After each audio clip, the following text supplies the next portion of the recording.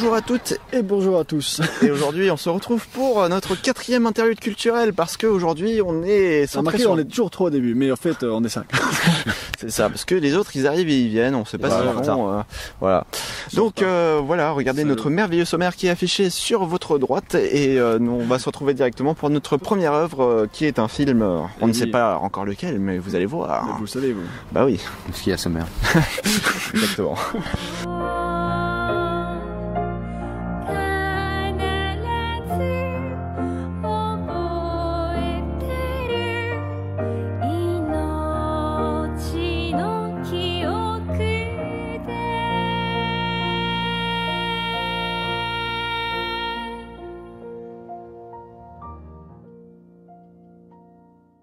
Donc le conte de la princesse Kaguya, ou en japonais Kaguya Hime, qui veut dire princesse Kaguya.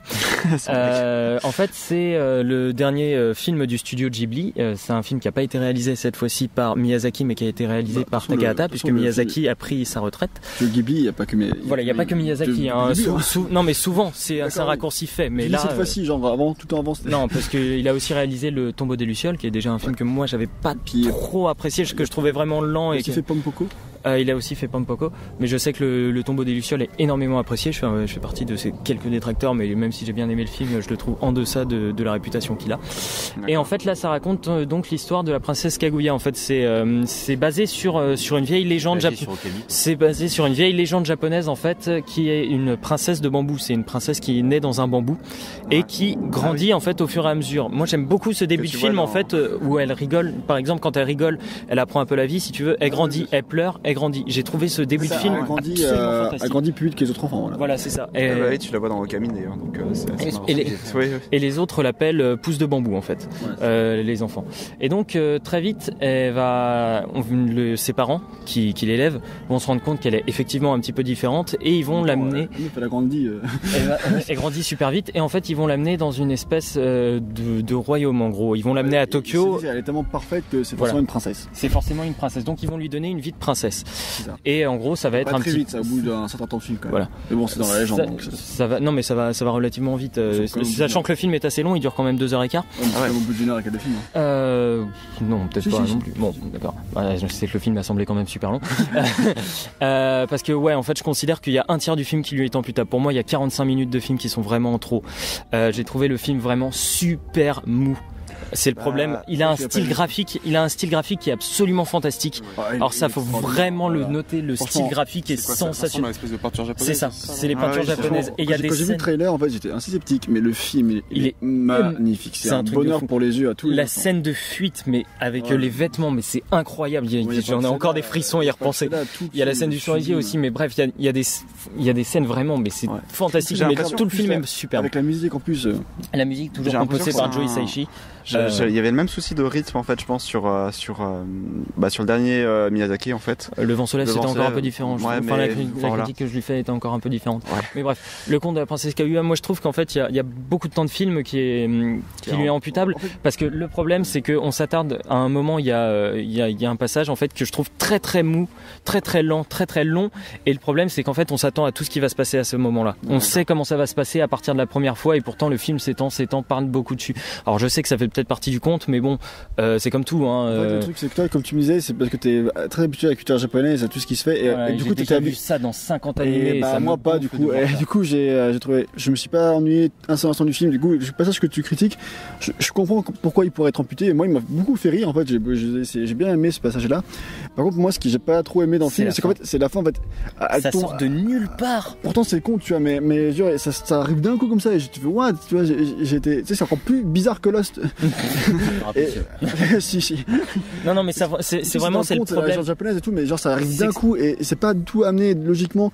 Et en fait, du coup, à la fin, ça vient en une phrase, d'un seul coup, ça plombe l'ambiance. Tu sais pas, j'ai pas compris. Moi, j'ai passé les 15 dernières minutes du film à rigoler un petit peu parce que je comprenais pas. Ça dure au moins 15-20 minutes et genre j'étais avec une amie et pareil, on se regardait. Genre c'est quoi le délire? Pourtant, à ce moment-là, la musique est vraiment fantastique. Ouais, bien sûr. La musique de Joe Hisaishi. Alors moi, je trouve que même si la musique se renouvelle pas assez durant le film, là, la fin, la musique est vraiment sensationnelle.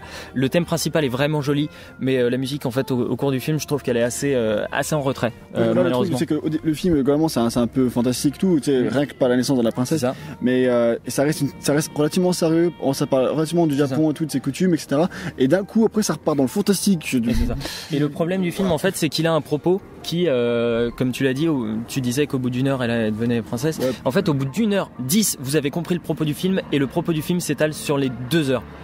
Donc ça fait que pour moi ça m'a pété les noisettes d'attendre 50 minutes avec toujours le même message que j'avais compris au bout de c'était tellement 40. beau et tout que je l'ai regardé avec grand plaisir. Moi je trouve que c'est un film qui est quand même recommandable. Et si tu connais beaucoup, si tu regardes beaucoup d'animés comme toi, peut-être que non, tu vois, moi en tout cas, mais moi je l'ai trouvé vraiment excellent. C'est vraiment un film à voir pour rien faire sa culture animesque. Et moi je suis beaucoup plus mitigé.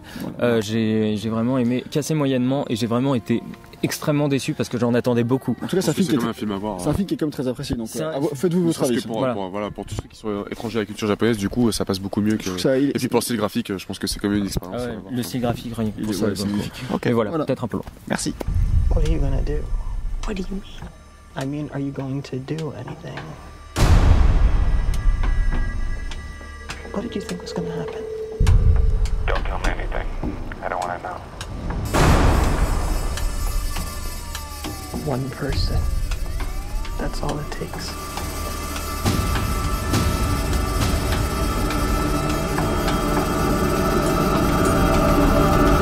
Yeah, that was kind of like an accident. Donc Night Moves, c'est un film qui a été réalisé par un réalisateur qui a l'habitude de faire des film assez conceptuel, donc et Night Moves n'échappe pas à la règle. C'est un film que je connaissais pas du tout avant de le découvrir sur Sens Critique, qui m'a encore une fois offert la place pour aller le voir. Et donc en fait c'est un film qui dans l'idée m'intéressait pas mal puisqu'il traite d'un groupe écologiste extrémiste qui décide de mener des actions d'envergure pour lutter vraiment contre les excès de l'homme. Voilà. Et du coup dans Night Moves, ce groupe-là décide de s'attaquer à un barrage. Donc en fait l'idée c'est de récupérer, de faire une bombe artisanale et avec cette bombe artisanale de prendre un bateau et d'aller faire péter un barrage. Donc le pitch de départ est très simple et de toute façon c'est pas vraiment ça pour qu'on retient le film. Pourquoi je voulais en parler? Parce que c'est un film qui pose vraiment une ambiance qui est assez extraordinaire. Donc déjà grâce à une OST qui est composée par Jeff Grace que moi je connaissais pas du tout et qui est qui pose vraiment une ambiance sensationnelle. Et du coup donc le film est très lent. Moi je suis vraiment pas fan des films lents normalement, mais alors là vraiment il pose une ambiance exceptionnelle dans le sens où d'abord le petit groupe il va devoir créer sa bombe artisanale avec de l'engrais, etc. Donc ça c'est pas la partie la plus intéressante du film. Par contre après du coup il va prendre le bateau bien en amont. On va avoir toute une descente du fleuve. C'est un peu l'inverse de Apocalypse Now ou de Au cœur des ténèbres de Conrad dans le sens général. C'est-à-dire que là, au fur et à mesure, on va se rapprocher de l'objectif. Vraiment, on va un peu plonger dans les ténèbres. Donc c'est vraiment je sais pas si c'est fait exprès ou pas, mais on descend le fleuve cette fois, mais vers les ténèbres également. Et grâce aux couleurs, à la photographie qui est absolument magnifique. On plonge vraiment dans le film. Donc ensuite, par contre, une fois que le barrage aura sauté, parce que de toute façon c'est le pitch du film, le barrage saute. Après, par contre, le film devient un peu trop lent, c'est-à-dire que dans sa dernière partie, c'est très intéressant parce qu'il parle du coup de toutes les conséquences, de ce qui peut se passer, etc., des relations dans le groupe, comment ça se déroule après ce genre d'acte terroriste. Est-ce que cet acte terroriste a une quelconque signification au final? Mais du coup, il devient vraiment encore plus lent, encore plus posé, ce qui fait que je pense qu'on peut décrocher, mais en tout cas Night Move c'est quand même un dernier acte qui pouvait être intégré aux autres en fait du coup. Comment ça? Enfin, qui aurait pu être intégré aux autres, puisque vu qu'il est assez long, il y avait sûrement des. Ouais. Tu pouvais, en fait, ça aurait pu être un peu plus court, quoi. Ça aurait pu être de manière générale, le film aurait peut-être pu être un peu plus court, mais c'est un film quand même que si on est intéressé par déjà le sujet et par parce que le sujet est quand même relativement bien traité, même si ça finalement c'est pas le point central du film. Ouais. Vraiment, c'est une sorte de plongée en enfer assez fascinante. On pourra ne pas accrocher, mais moi je trouvais vraiment très bien foutu, du moins en termes d'ambiance. Et donc si on est intéressé par les ambiances un peu spécifiques, je recommande d'y jeter un œil quand même. I'm glad my husband's dead. I'm gonna sing at his funeral. La la la la la la la la. It's a bit strange, huh? You think this could be like an organized crime thing? Give me the money. Oh, I'm sorry. Scrunnion? I didn't do nothing. I just got home. Fargo, an FX original series. Fargo, c'est une série de 2014 qui a été créée par Noah Hawley, qui est passée sur la chaîne FX et qui est tout simplement l'adaptation télévisée du film Fargo qui est sorti en 96, fait par les frères Coen, réalisé par les frères Coen, qui est un grand film, qui est vraiment super. Hein, vous le conseille. Enfin vraiment, c'est un film excellent. C'est moi, pas le propos du jour. J'avais commencé à regarder le film. C'est pas le propos du jour. J'avais commencé à regarder le film, je m'étais fait chier, donc après c'était ma prof d'anglais qui m'avait dit non, vas-y, regarde-le, il est vachement bien. Génial, c'était vachement. C'est un film satirique. Enfin, voilà. C'est sur la débilité humaine. En fait. C'est jusqu'où on peut aller dans la débilité. En même temps, c'est comme le propos parce que en fait, Fargo, c'est pas l'adaptation du film, la série. Ça se passe en 2006 et 10 ans après, quoi, en fait. Non, parce que le film se passe pas. Sorti en 96, enfin, sorti en 96, il se passe pas en 96. Mais il se basait sur une histoire vraie de. Non, c'est pas faux. C'est pas vrai ça. En fait, il y a marqué toujours le film comme la série, est toujours marqué au début. Ce film est adapté d'une histoire vraie, sauf qu'en fait, c'est pas vrai du tout. C'est pas vrai du tout, c'est pure fiction, vaguement inspiré de faits divers par-ci par-là, mais c'est pas du tout. En fait, leur propos, c'est de dire que ça passe mieux quand tu dis que c'est une histoire vraie, mais en fait, ils ont une thématique comme ça, les frères Coen, c'est du fake en fait. Et la série aussi marqué ça, mais c'est tout aussi faux. Et qu'est-ce que ça raconte ? Ça raconte l'histoire d'un mec qui est joué par Martin Freeman, qui est notamment connu pour jouer Bilbo dans les films actuels et pour jouer Sherlock Watson dans Sherlock. Donc c'est l'histoire de ce type qui est joué par Martin Freeman qui a toujours été méprisé dans toute sa vie, etc. Et qui, au bout d'un moment, va péter un câble du jour au lendemain parce qu'il a croisé sur sa route un tueur qui est joué par Billy Bob Thornton, qui est un excellent acteur et qui est un tueur psychopathe. Et il lui a parlé. Et en fait, il s'est fait casser la gueule par un mec. Et en lui parlant, il se croise dans l'hôpital parce qu'il vient de se faire refaire le nez, le personnage de Martin Freeman. Et du coup, il parle au tueur et qui lui dit, si vous voulez, je peux le tuer. Et il suffit juste de dire oui ou non. Et et Martin Freeman, finalement, il ne répondra pas et le tueur va quand même tuer le mec. Donc en fait, à partir de ce moment-là où le personnage va découvrir qu'il y a eu que le mec s'est fait tuer, il va se sentir un peu coupable et en même temps, il va aussi comprendre que tuer c'est facile et en même temps, c'est un mec qui a toujours été martyrisé et qui va péter un câble et tuer. Ça peut être profitable. Il va tuer quelqu'un, mais genre par erreur, il ne voulait pas en fait. Et à partir de là, il contacte le tueur parce qu'il lui a donné son numéro pour qu'il l'aide à cacher le corps et à partir de là, ça part en live. Et ça, en fait, c'est tout comme le film, c'est un truc qui part d'un élément simple, d'une simple erreur entre guillemets et qui s'étend, qui devient de plus en plus. Le film de toute façon c'était un effet domino, hein, c'est-à-dire il y a un premier domino qui tombe et après il y a un élément débile et un enchaînement de trucs débiles. Et c'est vraiment c'est la malchance née quoi. C'est quelque chose de drôle ou en fait, sérieux et grave. C'est sérieux et grave, mais en même temps c'est drôle. En fait, c'est compliqué, ouais. Parce que comme les frères Coen, c'est quand même super glauque. Non, Breaking Bad c'est pas drôle. Enfin, il y a des moments qui peuvent être drôles, mais c'est pas drôle. Mais il y a des moments, mais là c'est différent. C'est l'ensemble qui, en étant sérieux, est drôle en fait, parce que c'est comme le film. Le film, c'est très sérieux ce qui se passe, mais en même temps c'est tellement débile. Voilà. L'enchevêtrement des maladresses des mecs, c'est tellement d'une débilité tellement profonde et une malchance. Tu rigoles sur la malchance des gars en fait. Là, ça peut plus particulier parce que dans Fargo, les tueurs sont débiles, mais là, alors, le tueur il est super intelligent et en même temps, mais par contre, Billy Bob Thornton, je trouve que c'est son meilleur rôle en tout cas que j'ai vu. Il est extraordinaire, il est hilarant. Enfin, c'est lui qui fait trop rire. En fait, c'est un des meilleurs tueurs que j'ai vu dans toute ma vie, que ce soit film ou série. Il est génial. Et franchement, rien que pour lui, il faut le voir. Je trouve cette série déjà qu'il y a que 10 épisodes, donc ça va. Et il y a qu'une saison. Non, il y aura une saison plus tard. Mais c'est une saison 2 qui sera une préquelle en fait, de 10 ans, un truc comme ça. Enfin, qui parle pas de la même histoire. On sortira pas. À voir après avoir vu le film ou peu importe. Peu importe, mais je pense que faut voir le film en tout cas s'il est bien. C'est une série où t'as juste une saison qui se suffit elle-même et t'as une fin à la fin. Ouais, qui une fin. Après, la deuxième saison sera une autre histoire qui se passera longtemps avant. C'est bien, c'est relativement accessible, quoi. C'est relativement accessible. Et donc, par contre, il y a plusieurs trucs que je reproche, c'est qu'il y a toute une. Et c'est pour ça que j'ai moins aimé la série que d'autres personnes. C'est qu'en fait, il y a tout un passage où on parle d'autre chose que le tueur fait. Et je trouve que c'est intéressant, des trucs marrants, etc. Mais c'est moins inclus dans l'ensemble. Et je trouve que ça fait un peu une dégression qui rallonge pour rien, en fait. Et on aurait vraiment dû s'intéresser seulement au truc Martin Freeman, Billy Bob Thornton. Je me souviens plus de leur nom, je suis désolé. En fait, le personnage de Billy Bob Thornton n'a pas vraiment de nom. Donc, il en utilise plusieurs, c'est les tueurs. C'est ça en fait. Au niveau des musiques, la série est moins marquante que le film, mais c'est quand même vraiment efficace, surtout que on reprend le thème du film à certains moments, qui est extraordinaire. D'ailleurs, mais c'est elle est efficace la musique, il faut dire ce qui est. Par contre, là où la série est très bien, c'est au niveau des jeux d'acteurs. Martin Freeman évidemment, Billy Bob Thornton excellent.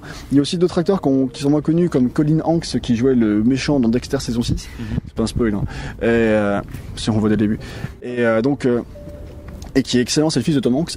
Et qui est aussi très bon dans son rôle. Il y a d'autres personnes connues, d'autres acteurs connus. Mais toi, tu lui trouves quand même des longueurs à la série, quoi. Non, pas vraiment des longueurs. En gros, le pilote est génial. Et après, globalement la série est moins bonne que le pilote. Et c'est là que c'est un peu dommage.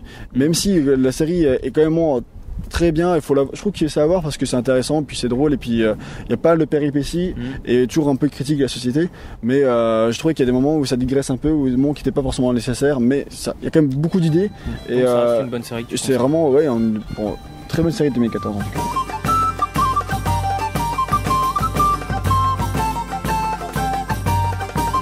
Donc Magdala, le chemin des alchimistes, en fait, ça nous raconte l'histoire d'un alchimiste. Ah ça alors non, ça nous raconte en fait l'histoire des alchimistes un petit peu romancés et même un petit peu changés. Alors en fait, ce qu'il faut savoir, c'est qu'à la base, c'est ce qu'on appelle un LN, un light novel. C'est un roman fait pour les adolescents japonais. D'accord. Voilà, par celle qui a fait sûrement un des meilleurs LN existants, qui s'appelle Spice and Wolf, qui a été aussi adapté en série, qui est une de mes séries préférées. Bref.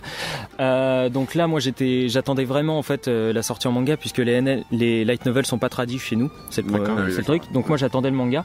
Et c'est vrai que j'ai tout de suite un petit peu retrouvé l'écriture qui est assez fine en fait de cette personne, qui arrive à créer des relations humaines qu'on n'attend pas vraiment, mais qui sont très intéressantes, et entre deux personnages qui ne sont pas faits pour s'entendre, si tu veux. D'accord. Donc là, en gros, c'est l'histoire des alchimistes. Les alchimistes, en gros, ils sont un petit peu persécutés à droite à gauche parce que on les demande soit pour créer de l'or, soit effectivement pour rechercher ou pour pousser la technologie le plus loin possible. Ici, c'est leur but. Et en fait, l'église est un peu contre ça. Donc là, qu'est-ce qu'ils font ? Ils mettent deux alchimistes un petit peu hors la loi dans un même atelier, et ils mettent une nonne, si tu veux, pour les surveiller. D'accord. Donc à partir de là, l'histoire va se développer. La nonne, elle va effectivement avoir un rapport quelque part, si tu veux, avec l'alchimie. Tiens. Elle va avoir un petit peu un rapport avec l'alchimie, et donc va y avoir des relations qui se développent, etc., entre les personnages. On va montrer quelques planches au passage, comme ça. Qu'on voit pas. Ouais, on montrera des planches, de toute façon, il y en a. Il y a vraiment des planches qui sont superbes. Au niveau du dessin, c'est relativement simple, mais c'est pas non plus moche. Les mangas, c'est toujours en noir et blanc. Et ouais, il y a quelques... Pourquoi d'ailleurs ? Est-ce que tu sais pourquoi c'est toujours en noir et blanc ? Parce qu'en fait, on leur demande souvent d'écrire un chapitre par semaine. Et c'est un chapitre, c'est minimum 20 pages. Donc pas des rééditions de manga en noir et blanc si t'en as quelques-uns, mais j'en ai pas en tête. D'accord. J'en ai pas en tête, mais il y en a quelques-uns. Okay. Donc en fait, au niveau de l'histoire, voilà, ça se développe, c'est plutôt sympa. Ça casse pas, ça atteint pas le niveau de Spice and Wolf, qui était vraiment super intéressant et qui racontait en fait une histoire d'amour plutôt plate en fait, entre une déesse loup qui avait une forme humaine et un marchand itinérant. Là, c'est encore un petit peu différent. On retrouve, si tu veux, la patte, mais ça atteint pas non plus le niveau, ça atteint pas la finesse d'écriture. Il y a des planches vraiment plutôt jolies, il y en a d'autres qui sont assez grotesques. Au niveau du chara design, c'est relativement simple. Bref, c'est sympa pour l'instant. Mais sur un premier tome, c'est sympa. Le deuxième sort tout bientôt. En tout cas, c'est bien d'avoir une traduction française pour le coup. C'est bien, ouais. On a un peu, non, on n'est pas tant ignoré que ça, parce qu'au final, la France est énormément consommateur de manga. Deuxième plus grand consommateur de manga au monde. Ouais, donc devant les États-Unis et après le Japon, forcément. C'est bien alors que ce soit traduit en français. Donc voilà, c'est Magdala. Pour l'instant, je conseille. Je sais pas trop ce que ça vaut par la suite. En principe, j'ai déjà lu le tome 2 si tu veux en anglais, parce que ça sort sur le net, etc. On verra bien. Mais voilà, je sais pas ce que la suite donne.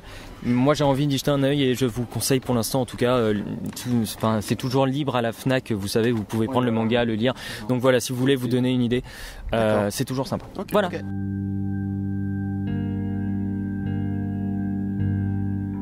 Donc Mono, qu'est-ce que c'est que ce groupe ? C'est un groupe de post-rock. Alors maintenant, qu'est-ce que c'est le post-rock ? Le post-rock, ça a été inventé il y a quelques années par Mogwai, et ça a été révolutionné par Godspeed You Black Emperor, quelques années plus tard. La musique de Camille. Alors le post-rock en fait c'est des musiques qui sont souvent très très longues, qui durent parfois plus de 10 minutes. Ouais, c'est spécial à ce niveau-là. T'as pas que ce genre-là qui fait des... Non mais là c'est presque... le rock progressif qui dure... C'est pas défini par ça. Qui peut durer. Voilà, c'est pas défini par ça, en fait c'est défini par beaucoup de cymbales. Enfin, ça au niveau de l'instrumental, oui voilà. Ça ressemble au rock progressif qui a été inventé par je crois Crimson King. En tout cas, mais le post-rock, de ce que j'ai remarqué, parce que je connais moins que toi du coup, c'est qu'en fait c'est une atmosphère qui se dégage petit à petit et en fait il n'y a pas de paroles ou alors... En fait le post-rock c'est que de l'instrumental. C'est que de l'instrumental ou alors en gros c'est un voyage. Un album de post-rock c'est un voyage. Mais Godspeed par exemple... Ça prend de la drogue et à la fin t'es mort. Et ça c'est celui qui en a écouté qu'un seul et qui n'a rien compris. Godspeed You Black Emperor en fait c'est... plus de fois que tous les autres. Godspeed You Black Emperor en fait ils mettent des extraits d'interviews tout ça pour créer l'ambiance. Maybe She Will aussi ils mettent le... Mono en l'occurrence. Aucune voix. Non. Aucune voix. Alors Mono en fait c'est un groupe asiatique. Là on va parler plus précisément de l'album Hymn to the Immortal Wine, qui est un album en fait. Moi je suis tombé amoureux de cet album. Je l'ai écouté une dizaine de fois. En fait le post-rock, ce qu'il faut savoir c'est que c'est un voyage. C'est-à-dire la musique elle te laisse penser tout ce qu'elle veut, mais c'est de la musique métaphorique. D'accord. Tu t'imagines avec justement ma musique préférée, ça s'appelle par exemple Burial at Sea, Tombeau sous-marin. Et en fait elle a des pics d'intensité et vraiment t'as l'impression que tu peux t'imaginer le mec sous l'eau qui est en train de se débattre pour éviter de se noyer, ce genre de choses. Ça raconte une histoire. Ça raconte une histoire, il y a une intensité, tu t'impliques presque dans l'album, tu vois. Tu lui crées une histoire. Voilà. Alors après il faut savoir qu'il y a une histoire qui est spécifique à l'album. Il l'explique l'histoire aussi dans l'album, mais le problème c'est que c'est un vinyle et que moi j'ai pas de vinyle chez moi et les albums sont vraiment beaucoup trop chers. L'histoire est expliquée je crois dans le vinyle, mais voilà il y a beaucoup sur le net tu peux trouver ça. Ouais je pense. Après là l'album en tout il dure à peu près 1h10. D'accord. Il y a pas mal de musique, il y a aussi Silent Flight, je sais plus comment ça s'appelle, celle-là aussi qui est fantastique, qui fait planer, mais c'est un... Il y en a que j'ai trouvé exceptionnel vraiment, mais après tout l'album m'a pas marqué de la même manière. Le problème en fait c'est que l'album il est un peu paresseux vers la fin, il a tendance à se répéter au niveau des cymbales et de la guitare électrique. Il y en a 6 ou 7 je crois, mais au niveau de la guitare électrique et des cymbales, si tu veux, à la fin tu commences à connaître, donc t'es moins surpris si tu veux qu'au début. Au début j'adorais, je trouvais c'est génial, j'adorais l'ambiance, et à la fin les 4 premières c'était moins les 4 premières t'es en transe et puis après tu comprends un petit peu si tu veux ce qu'ils font et ça marche un peu moins. C'est en stéréo ou pas? Oui. C'est mono. J'ai compris la blague après avoir répondu. Alors voilà, c'est un album en fait qui vous fait voyager, mais c'est beaucoup plus accessible qu'un Godspeed du Black Emperor. Godspeed du Black Emperor, le truc c'est que si c'est du post-rock donc un peu assimilable, c'est pas mal, mais que c'est vraiment, pour moi le truc c'est vraiment musique de camé, tu vois, c'est-à-dire que c'est le genre de truc que tu peux kiffer si t'es un peu en transe genre et tout, mais c'est quand même vraiment chelou, tu vois, donc faut vraiment adhérer à fond au délire complètement psychédélique, parce que si tu rentres pas dedans ça devient vite relou quand même. Godspeed beaucoup plus que Mono c'est vraiment beaucoup plus accessible. Du coup, Godspeed c'est... Godspeed pour commencer, il faut commencer par l'album Moya. L'album où il y a Moya. C'est Slow Riot. Je sais plus quoi. Non, toi t'as écouté un des plus durs toi. Ouais, je suis désolé. Je l'avais conseillé. Ouais, mais c'est pas. Je l'écoutais pas gag. Je trouve que c'est un de leurs meilleurs, même si pour moi Moya de Godspeed, enfin bref. Moya, ça s'appelle Moyanaise. Enfin bref, Hymn to the Immortal Wine, je trouve que c'est un album qui est vraiment très accessible, que je vous conseille, qui s'écoute en fait d'une seule traite. D'accord. Qui s'écoute vraiment d'une seule traite, qui a un suivi vraiment de A à Z. Ça vous raconte une histoire et si vous rentrez vraiment dans l'album, vous sentirez même pas les transitions en fait entre les musiques. D'accord. Tellement il y a des moments de calme vraiment où on se repose et des moments où on part vraiment. Ouais, c'est vraiment écouter si vous aimez les genres de musique atmosphérique. Et moi j'aime bien en fait. J'adore ça. Moi. Écouter, genre me transporter dans une ambiance. Voilà, vous écoutez ça, vous fermez les yeux dans le noir, c'est vraiment, ça peut être fantastique. Une grande histoire d'amour. Avec une soirée dans le bras, c'est excellent. Ça peut vraiment être fantastique. Donc moi je vous conseille vraiment cet album. Il est trouvable sur YouTube. Oui, voilà, je conseille de l'écouter. Non, il est sur Spotify. Il est sur Spotify aussi, mais il est sur YouTube. Parce que sinon, il est très très dur à trouver en magasin et il dépasse facilement les 35 € au niveau de l'album. Donc moi je l'ai.